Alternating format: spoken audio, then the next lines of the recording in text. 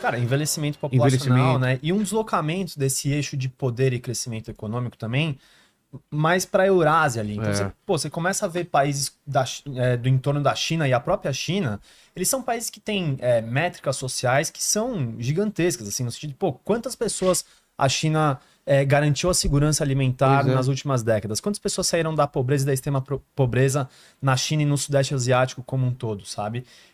E aí, né, esse cara que ele se vê trabalhando mais do que os antepassados deles trabalharam para ter uma qualidade de vida pior, ele precisa de alguém para culpar, né? E aí acho que existe uma história que vem muito... Sempre tem essa história de culpar Você precisa apontar o dedo para alguém, né? E eu acho que existe uma história das redes sociais potencializarem os discursos de ódio, e isso é uma coisa muito... É o raciocínio mais fácil de você absorver. Em vez de você começar a entender toda a complexidade que tem por trás de um fenômeno desse, não, você pega e fala, é o migrante que vem aqui que tá roubando emprego. Não, é o chinês que tá fazendo mais barato lá. E, cara, é muito mais complexo do que isso, mas até você explicar para todo mundo, é mais fácil você pegar e vender um discurso barato que vai eleger alguém e deixar a pessoa montada nessa repetição de discursos de ódio. No fim das contas é isso, né? E que, assim, em geral são também soluções baratas que não resolvem o problema como ele precisa ser resolvido. Vide Trump com todo esse tarifaço dele aí, que até agora a gente não sabe se vai ter o sucesso que ele espera ou não, né? Vide, a própria perseguição a migrantes que os Estados Unidos faz. Os Estados Unidos é uma nação fundada na imigração, né? Toda a mão de obra que eles têm hoje, que esse não envelhecimento populacional, a inovação científica e tecnológica que eles têm é muito fundada nessa troca que eles têm de população e de conhecimento. Então, é isso. Acho que a gente tem que olhar com um pouco mais de profundidade esses fenômenos para entender e para não comprar essas saídas baratas. Pois é. Deixa eu ver o chat aqui que tá querendo saber da gente aí. Manda. Vamos lá, o Kaique Ramos, o Marcílio já falou um pouco, mas ele fala assim, professor Ricardo, explica pra gente qual a importância do Estreito de Hormuz e, na sua opinião, você entende que o host tem força para pedagiar ou fechar essa rota? Eu queria saber a sua opinião primeiro sobre esse estreito. Você que é um cara muito focado em geopolítica. Sim. Qual é a... Se fechar esse estreito, o que acontece com o mundo? Aí já era, né? Aí já era. Eu acho muito bom. Estamos aqui na Globo News direto. Vamos falar com o Kratos. Se fechar o estreito, o que acontece? Já era. Errou tudo. Muito obrigado. É o resumo, né? É o resumo. Mas não errou, não errou tanto. Não errou. Mas ele crava, né? Foi bem. Muito bem. Bom, o Estreito de Hormuz... no mapa, por favor. O Estreito de Hormuz, ele separa ali o Oceano Aberto da região do Golfo Pérsico. Ou como o Trump chama agora de Golfo Arábico, né? Que ele mudou o nome, é pra Golfo Arábico agora. Agora mudar os golfos, né? Golfo do México, agora. E essa região do Golfo Pérsico, ela até por questões geográficas ali, é uma região que tem muita presença de petróleo e muito combustível fóssil. Quando você pega em nível de reservas, a gente estima quase de 60% a 65% das reservas mundiais de petróleo. Claro que uma coisa é reserva, outra coisa é produção, né? Olha lá. Então, essa é a passagenzinha, né? O Estreito de Hormuz. Conseguir um mapa mais ampliado da região, o Kratos, tá? Porque se você pegar ali do estreito, né, pra esquerda, aquele mar ali que vai pra esquerda seria o mar do Golfo Pérsico. E aí não dá pra ter uma noção, se ele pegar o do Oriente Médio vai aparecer onde tá isso. E aí ele pega países como a Arábia Saudita, como o Kuwait, Catar, Bahrein, enfim, são países que são o Iraque, né, o próprio Irã, que são as maiores reservas de petróleo do mundo. Então, é 60% das reservas e cerca de 20% a 25%, depende muito do momento, claro, da produção de petróleo. Hoje, exatamente, esse mapa acho que é melhor, né? Boa. O Irã, ele é quem controla o Estreito de Hormuz. Eventualmente, ele poderia fechar o Estreito de Hormuz. Ele até ameaçou fazer isso, o parlamento ele aprovou, só que nada no Irã ele é decidido somente pelo parlamento, né? Não, tem que passar... E outra, tem a parte dele, mas tem 33 quilômetros que é que não é dele, né? Mas eu tô falando, ele pode fechar militarmente falando, colocar ali navios militares, né? Entendi. Meteu louco. Exatamente. Tem que passar pelo Conselho de Segurança do Irã e, claro, a aprovação do Ali Khamenei, né? Que é o chefe supremo, ele que acaba tendo a palavra final sobre a decisão. O Irã, ele até começou a fazer alguns ataques no sistema de GPS das embarcações locais para causar algum tipo de confusão, como se fosse algum tipo de mensagem preliminar, né? Então, assim, poder fechar militarmente ele até poderia. Só que o próprio Estados Unidos colocou que retaliações militares aconteceriam caso o Irã tomasse esse tipo de atitude, que os Estados Unidos já tinha até preparado algum tipo de ação caso o Irã fechasse, e eu acho que nenhum ou pouquíssimos países da comunidade internacional compactariam com essa ideia. Como, por exemplo, a gente falou até na live, né? A China, por exemplo. A China, que eventualmente é um parceiro do Irã, não compactua com a ideia de fechar o Estreito de Hormuz. A Rússia, que é uma aliada, também não, que dependa muito do Estreito de Hormuz. Mas também não veria, né, como legal a ideia de fechar o Estreito. Então, poder pode, mas as retaliações seriam tão pesadas que acho que o Irã não faria isso, não. De maneira nenhuma.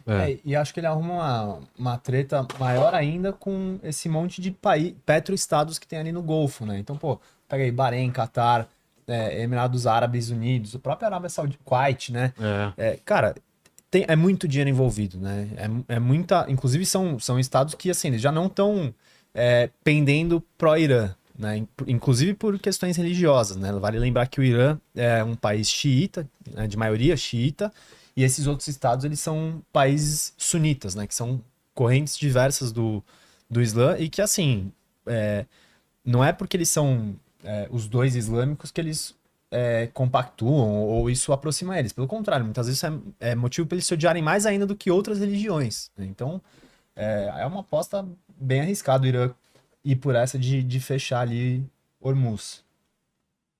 Fale. Vamos lá, o Igor Horta, ele fala assim, alguma possibilidade da China entrar num conflito mundial? Pequim tem o poder bélico o bastante para fazer pender a balança decisivamente? Quer responder, Vitor? Vou começar, você me ajuda aí. Olha, possibilidade sempre tem, né? Mas eu não conto com isso, pelo menos num prazo curto. Não parece, né? Não parece. E eu acho que existe uma história assim, né? A China, ela é muito pragmática, né? Então você vê às vezes que o Trump xinga a China não pega e xinga ele de volta, que nem, né, um presidente desbocado, não. Eles apostam muito nessa diplomacia, eles apostam muito nessa construção de saídas que nem a política tradicional faz, né? E também eu acho que eles têm um olhar muito prático para o comércio, né? A China, ela quer paz e ganhar dinheiro. Ela não quer escalar o tom para se mostrar como uma potência bélica, inclusive porque ela não tem muito como fazer frente aos Estados Unidos, né? Na minha opinião, pelo menos. Agora, pelo menos. Né? Agora, pelo menos, né? Claro, eles estão evoluindo bastante, mas o poder bélico dos Estados Unidos ainda é superior ao chinês, né? E hoje, assim, claro, se fala, né? Se estourar uma terceira guerra mundial, muito provavelmente hoje seria a China contra os Estados Unidos, mas isso eu vejo como um cenário distante e que os dois países querem evitar a todo custo, né? Inclusive porque são duas potências nucleares. Não, eu concordo. Acho que a palavra certa, até a palavra que eu usaria também, Vitor, a palavra é pragmatismo, né? A China, ela mantém relações diplomáticas e fala, tem como princípios, a gente não se envolve em guerra de terceiros. Por exemplo, a guerra entre Rússia e Ucrânia. Naturalmente, seria natural, já que China e Rússia são aliados estratégicos. Sempre reforço isso. Os dois chegaram a trocar medalhas de melhores amigos. O Putin e o Xi Jinping, né? Um deu uma medalha pro outro de melhor amigo. A China não apoia a Rússia, pelo menos não oficialmente falando. Não forneceu equipamentos militares. O que o Ocidente reclama, mas a China vende insumos. E os insumos a Rússia utiliza para produzir equipamentos. Pô, mas aí também não quer que a China rompa relações comerciais com a Rússia também, né? Então, não, a China hoje ela tem um plano muito nítido de expandir economicamente o Road and Belt, de criar uma moeda alternativa ao dólar, de fazer um sistema de pagamentos alternativo ao sistema SWIFT de comunicação interbancária. E aí, talvez depois, quando ela se consolidar, além do seu soft power, o seu hard power também, esse poderio militar, aí pode ser que ela comece os seus anseios mais belicistas. Mas também, talvez, em Taiwan, no mar da China Meridional, que são territórios estratégicos para ela.